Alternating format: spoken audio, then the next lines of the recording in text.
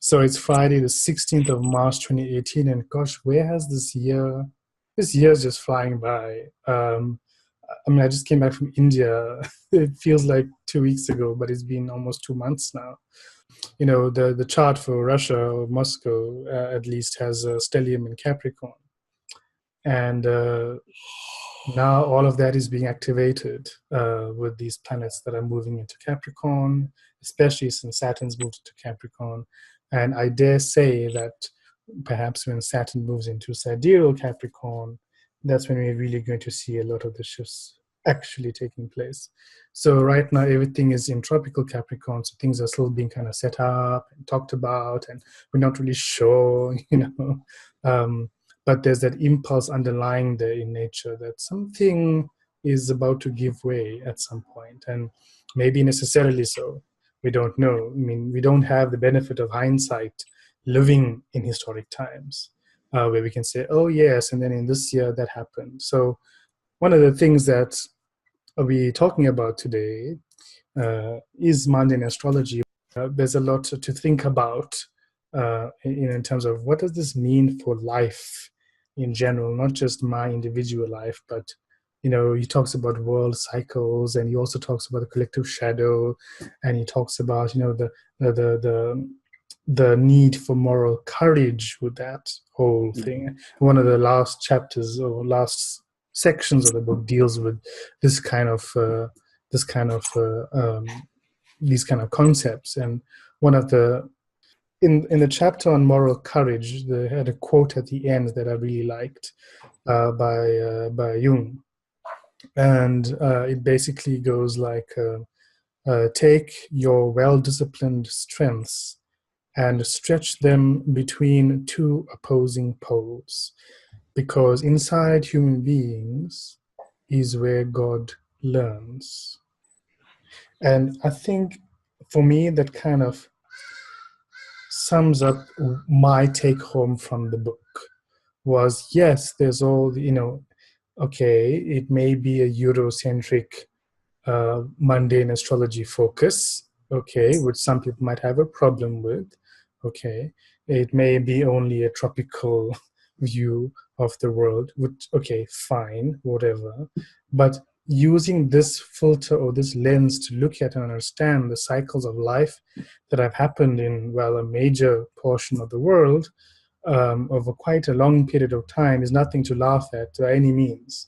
So my take home was, given all of that is happening and that is to happen, and then you obviously look at what that means in the context of your own life, because then you realize, wow, this is the outer planets, the Neptune, Uranus, and Pluto. We really are talking about a generational stream here. And whether or not, or whether you can be plugged into that or not, is based on your birth chart and things like that. So when I read this quote about taking your well-disciplined strengths, it's not just taking your strengths, you have to practice what you're good at. What are your strengths in your chart? What are your strengths in terms of what you want to contribute into society? Because the point for me of reading this book was to understand, well, where do I fit in with all of this jazz, with all of this, the good and the bad and the challenging that, has happened, and, what we can learn from the cycles of history. But I want to understand, at some point, it becomes that same scientific, the current scientific populist view that, space is empty, emptiness is everything, inside and outside. And looking at so much of mundane astrology, don't you feel like you also get that sense that, okay, well, let me just forget about all of that and just focus on my little 50 years of life that I have left, and figure out what I need to do for that. So for me, in a strange way, it kind of impelled me to just not care so much about where the world is going, because there's nothing I can really do about that. And the cycles are going to persist over time anyway. And I'm not someone like Elon Musk or president of a country where I can maybe create a change on that level. So reading this book yes, it gave me a very good understanding of the cycles of life and of the world and history. And I love history, to look into history, historical figures especially. But it really brought me back home to really looking at those outer planets in my own chart very, very, seriously. Ideas don't belong to a person. We are in tune with something, and therefore we resonate, or we receive thoughts from. Um, you can read a newspaper, but what you may think about it may be completely different from what I may think about it if I read even the same text. So the way one thinks is totally it's a function of how you are inside and how in tune you are, on what level you are in tune with the piece of literature or what you're hearing or the stimulus that you're receiving to understand. So everyone doesn't appreciate a Shakespeare play in the same way. Okay, but it doesn't mean that one has to be intellectual to appreciate a Shakespearean play. You can just enjoy the very raw experience of it. On many levels. On many levels. It's like listening to a piece of music. You can listen to a piece of music by, and appreciate it by knowing all the intricate, scaling factors and, what are the chords that are being used and evoked, and, especially in operatic sort of pieces, and know all the technical jargon and appreciate it on that level. But you can also appreciate it by listening to the music for the music, without trying to define it, and see what happens inside you. And that is, these two, you talk about the two suitors, right?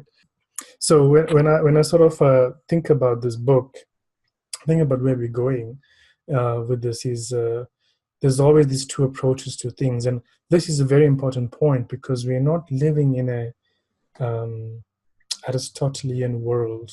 Like I said again, the history in the Western tradition is, maybe a linear mind, and the history in the Eastern traditions is, well, the mind is not linear at all. What is the mind even? So the world is coming to, at least from an intellectual point of view, I think, the world is coming to a point where people are becoming comfortable and uncomfortable with ways of thinking that they have not even thought existed before. It was Uranus, you see. Uranus, the upsetter, the rule breaker. Well, you were mentioning 1780s, where all this kind of started, at least in the West. And what I would want to point out, the 1780s, at least, we had Saturn in Capricorn. We had, I can't remember which planet we had in Aries at the time, but astrologer Robert Gover, sorry, he wrote an article where he assessed these economic depressions that have happened in the world history. And 1780 was a sort of economic depression that happened following both the American and the French revolutions, right? Or it was set up in that time, okay, as the first major change of establishment that happened. And you saying that is when Uranus was discovered, and of course that plays into it. Okay. It's all a synchronicity. Things occur at the same time, as above, so below. And the next time we had an economic panic was in 1837. And again, 1840, I think, something like that. Saturn was in Capricorn again. And then in 1870, we had what was called the Long Depression. I'm talking about Saturn in Capricorn and a significant planet in Aries, an outer planet or something like that, at the same time. And then in the 1920s, we had the Great Depression. And so now we've had, to bring it now to a current time frame, from an economic point of view, from an establishment point of view, in the 1920s, let's look at the most recent one. The 1920s, we had this combination happening, Capricorn and Aries, and we had the Great Depression, and following from that, we had Uranus moving into Taurus, okay, while Pluto was in Cancer. And that gave us the rise of, after World War II, we had Uranus going to Taurus, just to be a bit more specific. But it was the end of World War II, at least in Europe. And there we had, the establishment of nationhood in a very strong way. Pluto in Cancer, the roles of families, changed because of what the wars did to families, and that whole dynastic way, apprenticeship manner of learning and getting a job and all that kind of stuff went out of the window, and we had to go and do Capricorn stuff all of a sudden. We had to go and do industry. We had to go live closer in the cities where it's all smoggy and smoky and away from the country sort of living. We couldn't do the Cancer tribe thing anymore, community thing. We had to find community because of what we did as work, not because of who my father is or which family I belong to. That system broke down following the Great Depression and the World War, Uranus in Taurus. And with Uranus in Taurus, a new form of currency, a financial system, what we had was the whole credit and insurance companies and the rise of all of that coming in, even though credit was, basically happening with royalty since the early Middle Ages. But now you're seeing it happening. You had the first time you had these sort of facilities, credit and things like that available to the common man. So, which was previously unheard of. So following from that, the same pattern is repeating now. We've got Saturn in Capricorn. We've had, Uranus going through Aries. And actually, that whole Uranus-Pluto square from 2010. Which got me into astrology, I might add. Right. It's changed a lot of people's lives since 2010, actually. The world before 2010 and after 2010, and you can even push it and say the world before and after 2012, but ties in the whole Mayan December date and all that jazz. But this Uranus-Pluto square is basically ending in this year in its effects, because Uranus is moving out of the sign of Aries, at least from a tropical point of view. So what is happening? We are having Pluto in Capricorn, so. We're setting another depression sort of scenario. We did have one. We had a few. Okay. There was, I think, a small one in 2004. Then we had 2008. 2012 was the big one, I think. And now what's happening, Uranus, Capricorn, Saturn, and Capricorn, Pluto are joining up, as well as Uranus moving into Taurus. Now, you may say that, okay, so we're having some new financial impetus coming through in the world again, and maybe this whole cryptocurrency stuff that will take the next 7 years to be established in the world. That's how long Uranus stays in a sign. But the interesting thing is, 2014 we had that grand cross because Jupiter was in Cancer, and Jupiter was in Cancer, Uranus was in Aries, and Pluto was in Capricorn. And so those triggers that were all set with that grand cross, that leading on the story from 2010, is taking us all the way up to 2020, when it will finally move forward when Pluto leaves Capricorn. Okay, so I think it's it is a Uranus trine the earth signs, so at least that shows something constructive will come out of it. Yeah, right, eventually. It has to happen. It has to be that way. But each of these times, 1780s, 1840s, 1870s, and 1920s, and now, something in the establishment changes, followed by a change in the financial system. So I think that's kind of important to point out. In January 2020, Saturn and Pluto are joining together. Early January 2020, we're having Saturn and Pluto coming together in Capricorn. And then a year later, we've got Jupiter joining them. Now, normally we'll say that's going to be good because Jupiter is a natural benefic, but it is Capricorn, right? Which is fine. The banking system may not really like that. That may show the banking system actually suffering in 2021 and making structural changes actually, because Jupiter represents the banking industry as well. I mean, at some point in 2021, you're going to have a Aquarius Saturn squaring a Taurus Uranus, right? Right.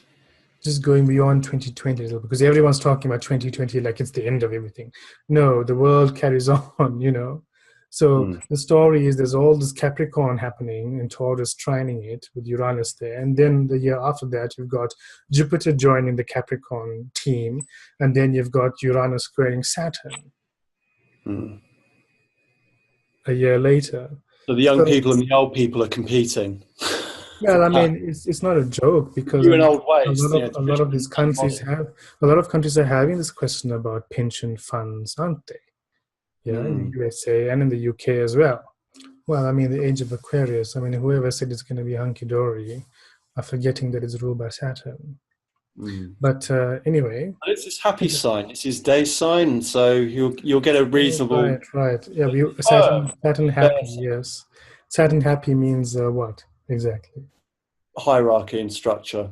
So we might have, like in Brave New World, the betas, the gammas, the alphas, and the deltas. I mean, I look at it from a positive point of view.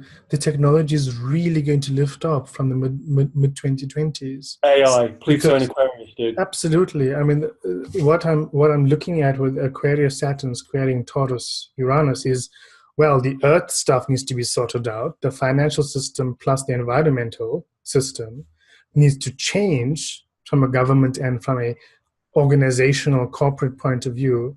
But also all the Saturn Aquarius things are changing. So technology, what we think we know, the sciences, education, agriculture, all of that should be changing. You know, applying these methods, applying technology in a more functional and useful manner that is effective for us going forward. Because in the mid-2020s, we're having a Gemini Uranus trining an Aquarius Pluto. I mean, that is like technology unhinged, in my opinion. That's AI. We don't even know the words for it yet, because I know these things need to be invented, right? Just like how 200 years ago people didn't know the word cell phone, right? So how would they describe it? A talking box. So we don't have the vocabulary with our current mind development to, as an astrologer, effectively or conclusively at least delineate what is happening at these times. So, you know, we have that, and followed by also, you know, after mid-2020s, you're going to have a Saturn-Neptune conjunction. And that conjunction in the mid-2020s, following from the Uranus-Pluto trine in the air signs, the Saturn-Neptune conjunction, which is finally closing the cycle of Saturn-Neptune, is happening on the cusp between Pisces and Aries, which is a very important point in tropical astrology. Okay, and yes, that is happening on my natal sun. So I don't know where I'm going to be. I'll probably be beamed up into space or something. But that Saturn-Neptune conjunction is happening on the Pisces-Aries cusp in the middle of 20. So what I'm trying to say, and that then is the only time we're coming back to a water fire situation, because right now we have a water fire situation with Jupiter and Uranus, but the next time we're going to see water and fire happening with the outer planets is in the mid-2020s with Saturn and Neptune at the equinox point. And that is very powerful in terms of the world moving forward, because that involves the media, okay, it involves propaganda systems, it involves the government and structures and things like that. And for all the countries that have, you know, mutable signs rising and cardinal signs rising, are going to feel that shift and responsiveness to it. So I think what I wanted to say in summary was, I don't buy the doom and gloom rhetoric, because destruction and construction are natural cycles of life. We have to adapt. So the children that are being born now, they may not see what happens to us as a problem, They might see what is happening in the world right now as something necessary that needs to happen for them to self-actualize as adults later on. Okay, we are the ones that are seeing it as a problem because we have been grown up in a Pluto Cancer seed that is now falling apart. Wow. So collectively, generationally, all the people that have been born from Pluto in Cancer to Pluto in Sagittarius, we can't, we might resist the change of Pluto in Capricorn going forward, but this is what needs to happen. You're using that axis of Cancer to Capricorn Yes, as it's a very important axis. Remember, from Anticia, they're equal daylight axis, right? Because they are the solstices. well, it's going to be the future anyway. We're Yes. going to have some kind of mass social program where either there's guaranteed income, because it's like an end game. We all kind of know there's going to be a reckoning of some sort, right? And there'll be a new beginning, but there's going to be something's going to happen. Yeah. I mean, the setup of the Pluto Cancer seed of power was in the West. So the setup of the Pluto Capricorn seed of power is necessarily going to be in the East. Right? Because we also know that nature is balanced. And over any given period of time as a closed system, there will always be net equilibrium. So it will flip from one pole to the other pole. Right. So I'm not losing my head about Donald Trump. I'm not losing my head about Putin. I'm not losing my head about these people. I mean, South Africa, our own country, has its own challenges to go through. We are, as a country, are going through our Saturn return during this 2020 time. So that is even, I want to keep my focus for the people in my own country. Where you are. Start from where you're at. Yeah. Exactly. Donald Trump, whatever. Okay. There's not going to be like a nuclear blowout and war. Yes, the war industrial complex is always going to be profiting. This is the nature of the world. The Mars and Saturn rule the natural first and 10th houses of the zodiac. Come on. This is not a world that is ruled by Jupiter and fairies. Saying the natural zodiac, first house and 10th house are ruled by malefics. So there's something to do with the nature of the world, the external realities of the world that, yes, yes, it's harsh and it's tough and you got to be a bit self-focused, you got to self-actualize, but also contribute in a tangible way. You got to make use of the resources and convert it into something useful for society. That's what Capricorn is about, at least on an industrial level. Okay. And because of that, we have the need for compassion and the need for entertainment. So in a weird way, because of the darkness, we go to the light. So from that point of view, people are out there saying things about Donald Trump. And look, I'm not a Trump supporter by no means, okay? But I'm neutral. When I have the astrologer hat on, I cannot be taking sides. And if you look at history, you had a Hitler archetype with this Pluto Cancer seed. You've got a different archetype this time with the Cancer Capricorn seed. It may be a little bit more behind the scenes because it's the nature of Capricorn. And obviously Capricorn is a very strong archetype for Russia. And is a strong archetype for the UK as well. Is it depending which chart you're using for the UK, of course, right? The 1801 January 1st one? Is that the Capricorn rising one or is that the Libra one? I keep forgetting. People are also now debating which is the US chart. Is it the Sibley one? Is it the other right? So there's all these conversations happening because the collective mind of astrologers are trying to root the symbolism, right?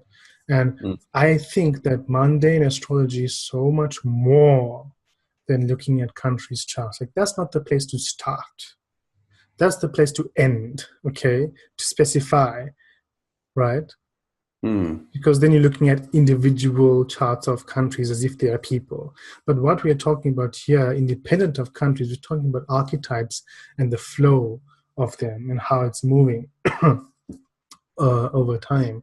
So you think about, and now, Pluto is going to be opening up this other half of the zodiac that we haven't been experiencing in the world, at least until 200 years ago, right? 260 years ago, whatever. Okay, Mm. because for the last 100 and something years, we've just been experiencing all the loaded crap from Cancer to Capricorn in the world, dealing with those structures. So that is why historians will say, well, actually, we're still dealing with repercussions of World War II and even World War One and even the Franco-Prussian War before that, at the turn of the 20th century. We still Well, I dealing mean, with those. what happened after the Second World War? Like, to return to my earlier comment, it's not it's not the evil cabal of Jewish banksters or the Chinese government or the Muslims. It's everybody. It's Game of Right. Thrones. Like, Yes, that's true. it's up for grabs. Yeah. I think what happened after the Second World War was Britain and its allies were weakened. Europe was decimated, and the Americans were like, right, Right. we'll help, but you're all going to take places in your countries. Oh, and we're Right. really scared of Russia. Now, maybe they had reason to, but it's almost like you create an enemy, you get everyone terrified, and then you take their land and you make them buy coke and use your Yeah. dollars Yeah. currency. That's And true. That's true. if it had gone the other way and the Nazis had won, well, Yeah. probably would have been worse, right? Um, But it's just power, right? So the Americans took what they could, the Russians took what they could.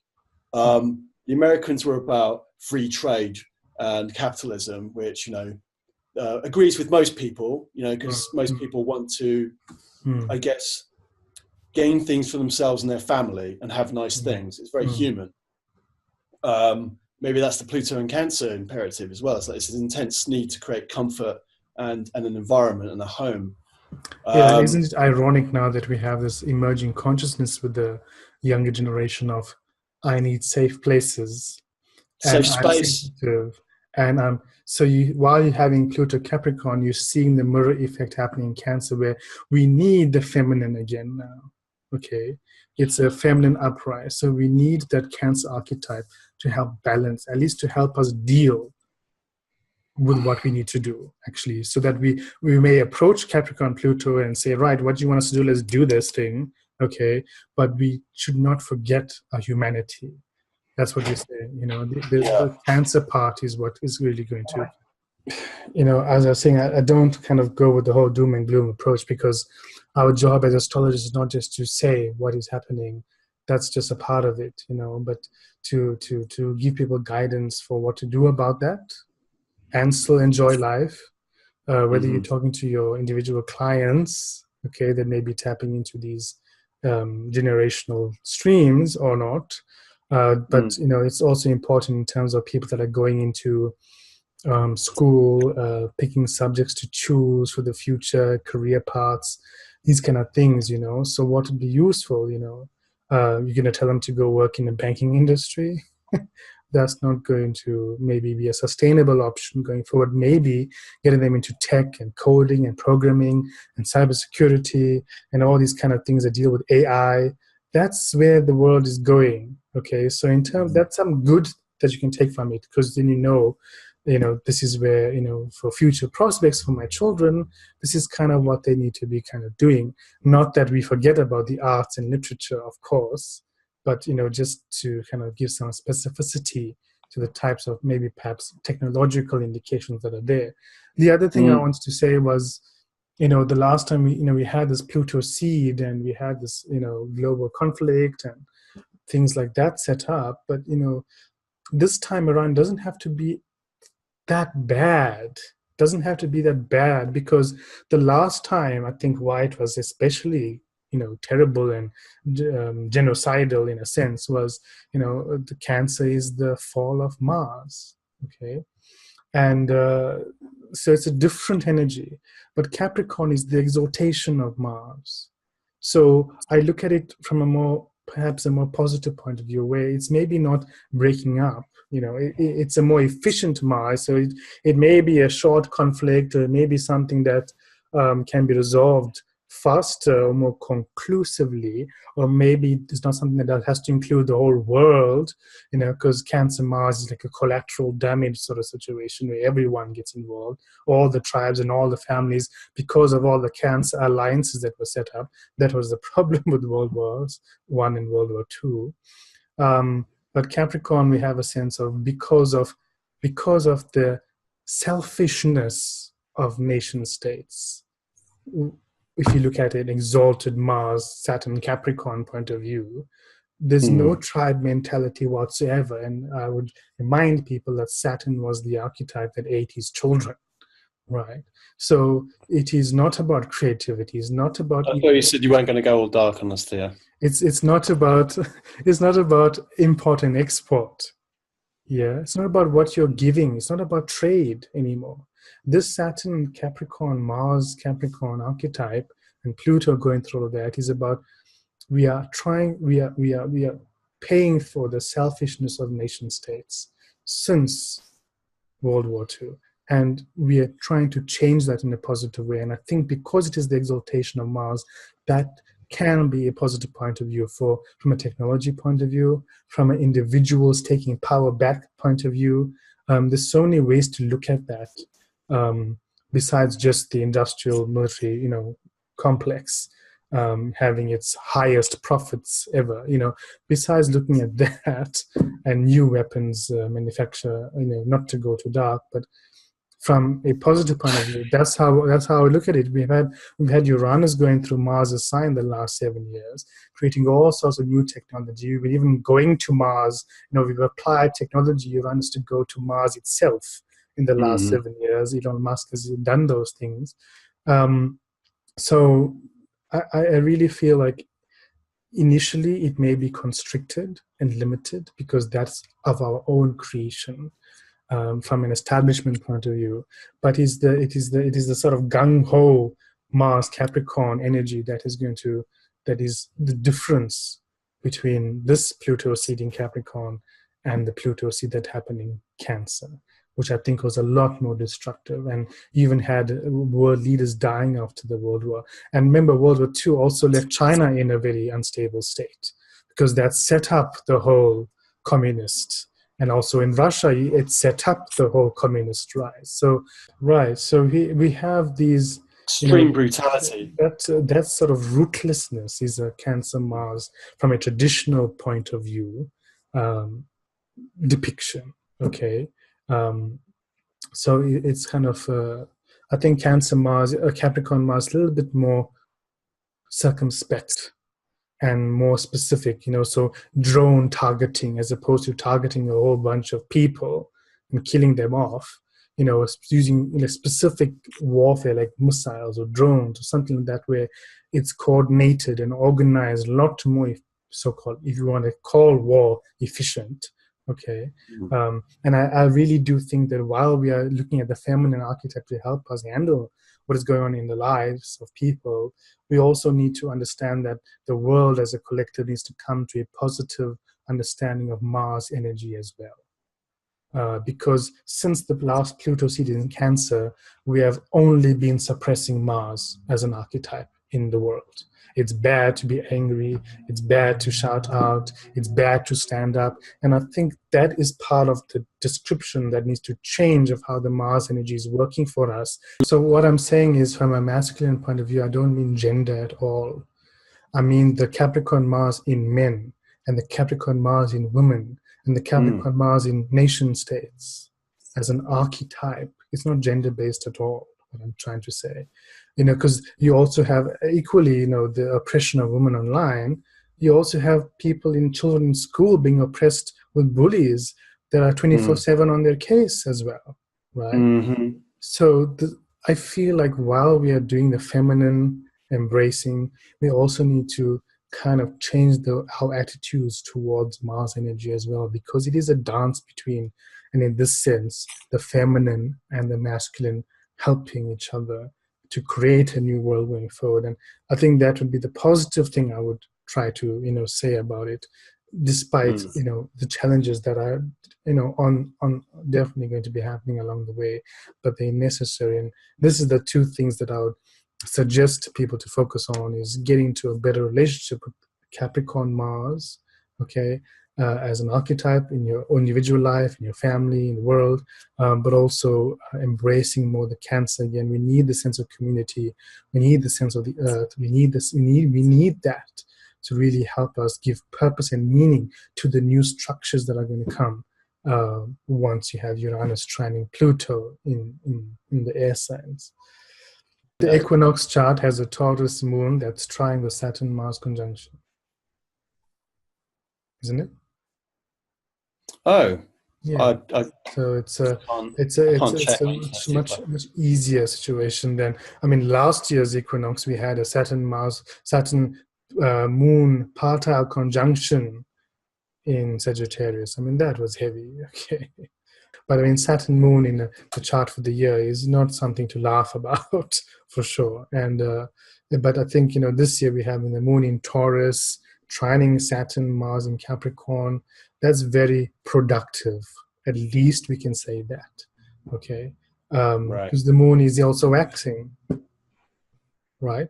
So it's a waxing moon that is trining a very constructive energy. It is quite a no-nonsense Capricorn energy, right? So everyone's got to just get on with what they need to do.